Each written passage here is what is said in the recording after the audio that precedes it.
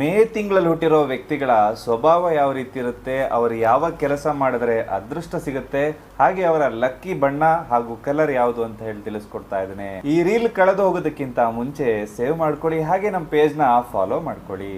ಇವ್ರಿಗೆ ಹೊರಗಡೆ ಹೋಗೋದು, ತಿರುಗಾಡೋದು ಅಂದ್ರೆ ಬಹಳ ಇಷ್ಟ ಆಗುತ್ತೆ. ಹಾಗೆ ಆಕರ್ಷಕ ವ್ಯಕ್ತಿತ್ವ ಇರುತ್ತೆ. ಬೇರೆಯವರ ಮಾತನ್ನ ಕೇಳೋದಿಲ್ಲ.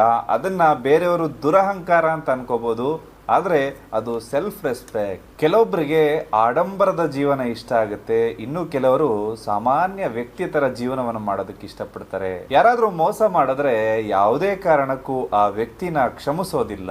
ತುಂಬಾ ಭಾವನಾತ್ಮಕ ಜೀವಿಗಳಾಗಿರ್ತಾರೆ. ವ್ಯಾಪಾರಗಳಲ್ಲಿ ಇವರು ಪಾರ್ಟ್ನರ್ಶಿಪ್ ಮಾಡಿದ್ರೆ ಮೋಸ ಹೋಗೋ ಸಾಧ್ಯತೆ ಜಾಸ್ತಿ ಇರುತ್ತೆ. ಇವರು ಮುಖಕ್ಕೆ ಹೊಡೆದ ರೀತಿ ಮಾತಾಡ್ತಾರೆ, ಅದರಿಂದ ಇವರಿಗೆ ಶತ್ರುಗಳು ಕೂಡ ಜಾಸ್ತಿ ಇರ್ತಾರೆ. ಇವರ ಜೀವನದಲ್ಲಿ ಪ್ರೀತಿ ಆದ್ರೆ ತುಂಬಾ ಗಂಭೀರವಾಗಿ ಅದನ್ನ ಪರಿಗಣಿಸಿರ್ತಾರೆ.